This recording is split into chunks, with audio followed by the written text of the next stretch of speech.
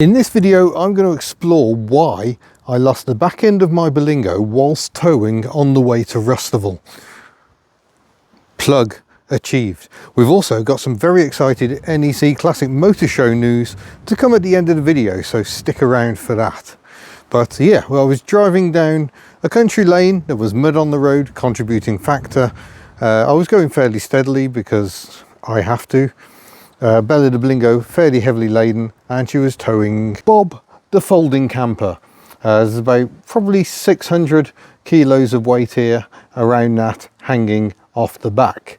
And many people have speculated as to why I had that little momentary loss of control. Thankfully, a little dab of Oppo and not lifting off had us around the bend safely, but it was a bit of a scary moment and entirely unexpected. So we'll start with Bob himself. Could Bob be to blame?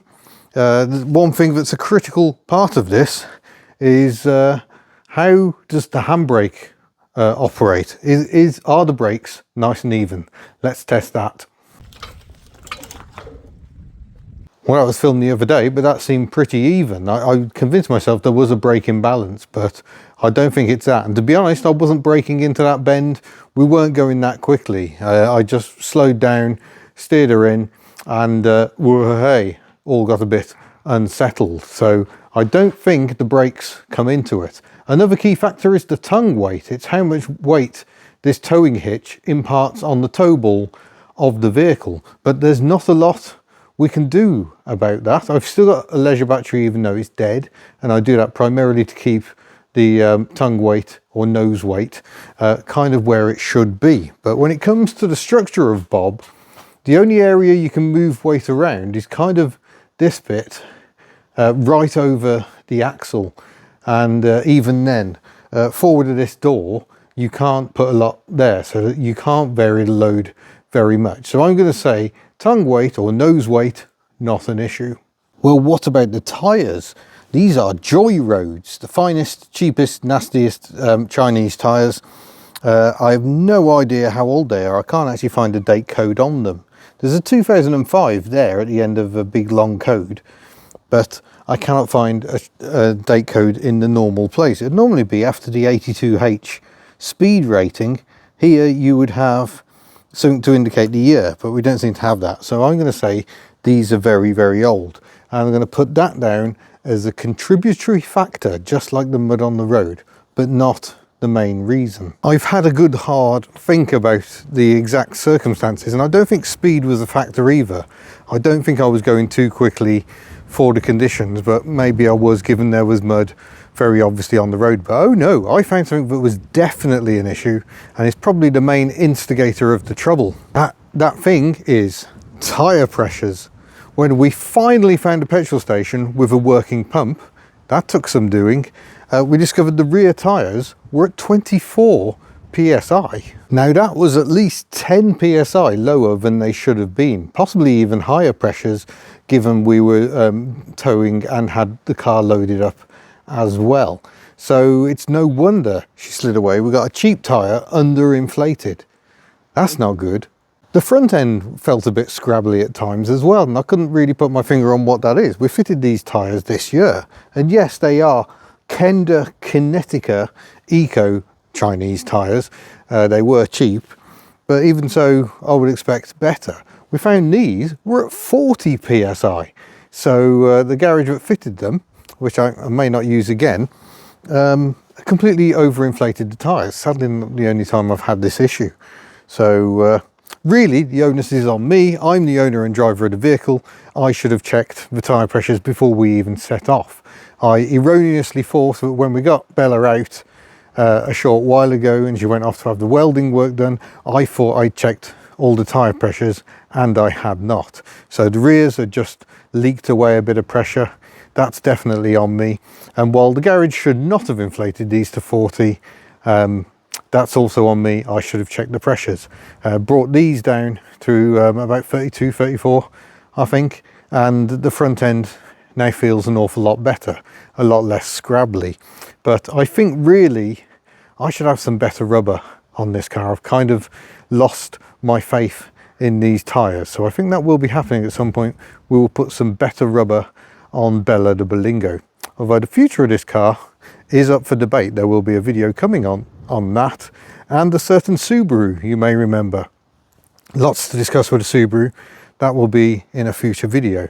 But yeah, ultimately it's kind of my fault. Tyre pressures are absolutely critical. They make such a difference to how a car behaves. Too low, you'll increase your fuel consumption. You can set off a slide.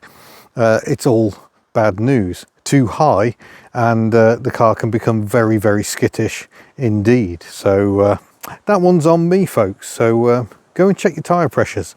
And petrol stations, perhaps you could have a few more places to check tyre pressures. That would be really useful. I can't believe I had to travel so far and have so many annoying visits to petrol stations where the air compressor didn't work. Maybe it's about time I got another mobile one. Although deciding what car to put it in is then the challenge, but that's more a me problem. But anyway, I hope you found that interesting. Thank you very much for watching. Now, let's get to the Classic Motor Show competition. Woo! Yes, the NEC Classic Motor Show is not far away. It's the 8th to the 10th of November this year, 2024. It will be held at the NEC National Exhibition Centre in Birmingham, right in the middle of the country. Well, middle of England anyway. It's a huge show. There is always so much to see, and I'm delighted to say that myself, Steph I Driver Classic, and Matt Furious Driving, some of my cohorts from Rustival, will be at the show together. We're going to have a big stand in Hall 4 right near the entrance. We look forward to seeing an awful lot of you, hopefully. We'll have merchandise. We'll be around to chat as well when we can, when we're not making a show report. It's going to be utterly fantastic. We really love being involved with the NEC show. It's the proper season ender. Some said that of Rustival, but maybe Rustival's the outdoors end of scene. I think the NEC, everyone then goes, yeah, that's it. We'll focus on Christmas and come back in the new year. So it's going to be amazing. If you want to save money on your tickets, you can use discount code HUBNUT if you visit neclassicmotorshow.com.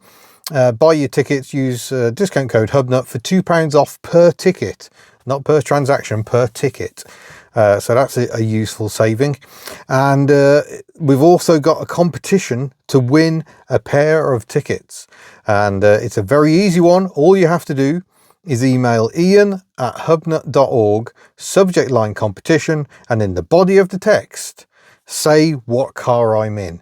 You can use the model name and make, or you can use the car's actual sort of, buddy name, if you like, on the fleet, or all of it. It makes no difference. Please don't put anything else, so we don't have time to read the emails. We'll just log them away. We'll choose a winner at random. And this year we're opening up to postal as well. So if you want to write your answer and send it to Hubnut, PO Box 96, Newquay, 2 words, SA44 9AZ, we will add those to the list. We'll use a random number generator to pick either one of the written or emailed entries, and we look forward to meeting the winners at the show. They usually come and say hello. That's marvellous. So thank you very much. We shall see you at the show. Bye!